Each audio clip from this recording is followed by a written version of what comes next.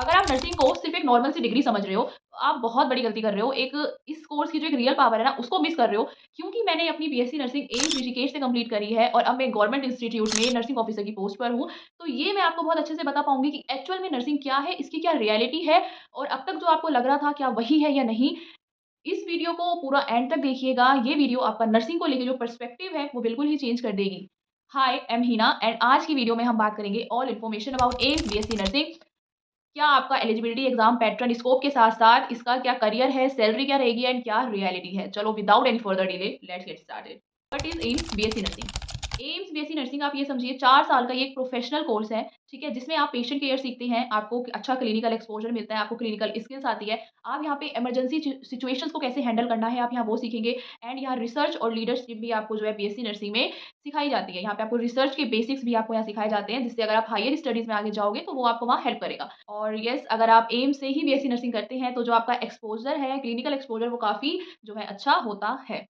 Eligibility criteria की बात कर लेते हैं। अगर आपने अपनी 12th standard PCB plus English से पास आउट करी है और जिसके एग्रीगेट मार्क्स आपके अगर 50% हैं, तो आप इस एग्ज़ाम को देने के लिए एलिजिबल हैं।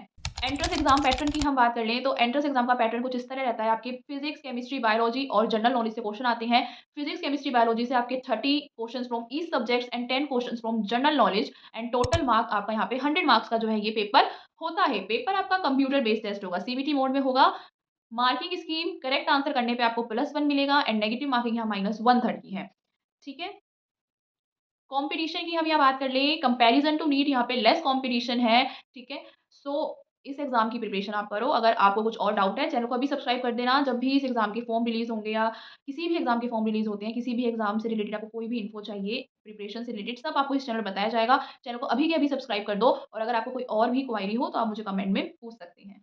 Life after getting admission into AIIMS BSc nursing. तो अगर आप लोगों ने यहाँ पे एडमिशन ले लिया, तो इससे आपको क्या फ़ायदा है? देखो, सबसे पहले तो आपको ना हर आईसीयू में काम करना आ जाएगा, ओटी में काम करना आ जाएगा, आपको इमरजेंसी कैसे हैंडल करनी है, आपको सब कुछ आ जाएगा पढ़ाई करते-करते ही। इतना अच्छा क्लिनिकल एक्सपोज़र आपको यहाँ पे होता है, ठीक है? और जो कॉन्फिडेंस की हम बात कर लें, कॉन्फिडेंस भी काफ़ी अच्छा बिल्ड हो जाता है क्योंकि आपका एक्सपोज़र इतना अच्छा है, आपने वो काम कर लिया है रियल पेशेंट पे। आपने पहले यहाँ की लैब्स बहुत अच्छी होती हैं, तो आपने पहले मैनीक्विन्स पे काम करा, तो वही चीज़ आपने जब रियलिटी में कर लिया ना, तो आपको एक कॉन्फिडेंस आप में बहुत अच्छा बिल्ड हो जाता है, ठीक है? और क्या पर्क्स हैं? पर्क्स आप लोगों को मैं फीस का है ये मैंने और प्रीवियस वीडियो में ही बताया ये कि फीस कितनी लेस है यहाँ पे, जिसे नहीं पता वो मुझसे कमेंट सेक्शन में पूछेंगे। अब देख लेते हैं करियर स्कोप एंड सैलरी। मैंने वीडियो की स्टार्टिंग में काफ़ी कहा था कि ये वीडियो आपका पर्सपेक्टिव चेंज कर देगी बीएससी नर्सिंग को लेके और इसकी आप रियल पावर मिस कर रहे हो, आप लोगों को नहीं पता है, तो वही चीज़ हम यहीं देखने वाली हैं। एक्चुअल में देखो, अगर आपने 4 साल का अपना कोर्स कंप्लीट कर लिया है, तो इसके बाद आप 1 लाख पर मंथ कमाने के लिए एलिजिबल हो जाते हो और इवन मोर। येस।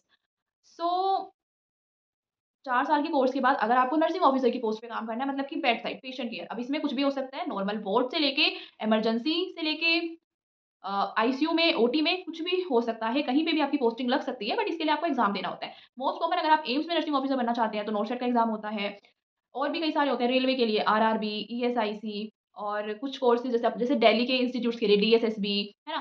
केजीएमसी के लिए जहाँ पे मैं वर्क कर रही हूँ, यहाँ का केजीएमसी ने अपना खुद एग्ज़ाम कंडक्ट कराया था, तो खुद एग्ज़ाम अपना कंडक्ट कराता है।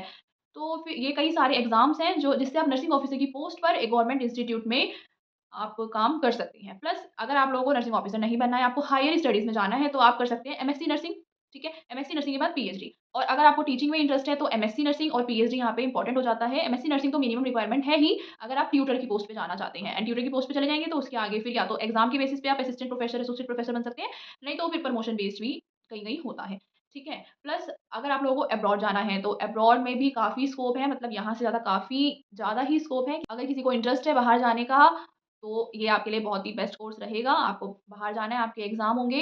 इसके बारे में अगर किसी को जानना हो तो मुझसे आप कमेंट में पूछ लेना, ठीक है? एग्ज़ाम देना होता है, वो आप एग्ज़ाम क्लियर करेंगे, आपका पूरा सब जो भी फ़ॉर्मेलिटीज़ होती हैं वो पूरी होंगी एंड आप वहाँ पे अपना जो है काम कर सकते हैं, ठीक है? सैलरी की बात कर लेते हैं, तो मैंने आपको बताया ही है क्योंकि अब एज पे कमीशन लगने वाला है, इसीलिए 1 लाख मिनिमम पर मंथ तो सैलरी होगी ही होगी, उससे ज़्यादा भी हो सकती है, क्योंकि अभी तक थोड़ी कम थी और अगर आप प्राइवेट सेक्टर की हम बात कर लें, तो यहाँ पे प्राइवेट सेक्टर में फ्रेशर्स की जो सैलरी है वो कम है, मतलब ओवरऑल बहुत ज़्यादा नहीं है एज़ कंपैरिज़न टू गवर्नमेंट, तो 25 से 30,000 यहाँ पे प्राइवेट सेक्टर में जो सैलरी यहाँ पे आपको दी जाती है। अब देख लेते हैं रियलिटी, कुछ इसमें कुछ अच्छी चीज़ें भी हैं, कुछ बुरी चीज़ें भी हैं, तो हम रियलिटी की बात करें, लाइक स्ट्रेस तो आपको काफ़ी रहेगा अपने कॉलेज टाइम में, क्योंकि इतने असाइनमेंट्स हैं, कॉलेज वाले इतना आपको स्ट्रेस दे देंगे ना, आप लेकिन चीज़ें मैनेज करना सीख जाओगे, फिर आपको स्ट्रेस मैनेज करना आ जाएगा। और हम बात करें नाइट ड्यूटीज़ होती हैं यहाँ पे, अगर आपने नर्सिंग ऑफिसर की पोस्ट पे काम कर रहे हो तो आपको नाइट ड्यूटीज़ करनी पड़ेगी एंड समटाइम्स इट्स कि भई बस मैंने क्यों ही कर लिया? मुझे तो ऐसा हो जाता है कि मैंने क्यों ही कर लिया? नाइट ड्यूटी जब करनी पड़ती है तो बस मुझे जो चीज़ बुरी लगती है वो नाइट ड्यूटी है यहाँ पे। बाकी ऑफ यहाँ पे सही मिल जाते हैं, लेकिन आप नए-नए हो सकता है कभी-कभी आपको फेस्टिवल्स पर भी छुट्टी ना मिले। बट ठीक है, शुरू के कुछ टाइम तक, पर बाद में तो मिलना शुरू होंगी। तो कुछ ये चीज़ें हैं और रिस्पॉन्सिबिलिटी, आपको रिस्पॉन्सिबिलिटी लेनी पड़ेगी, आप जिस पेशेंट की केयर कर रहे हो तो, क्योंकि अगर कुछ होता है तो सवाल आपसे ही किया जाएगा। तो ये चीज़ें हैं कुछ बस।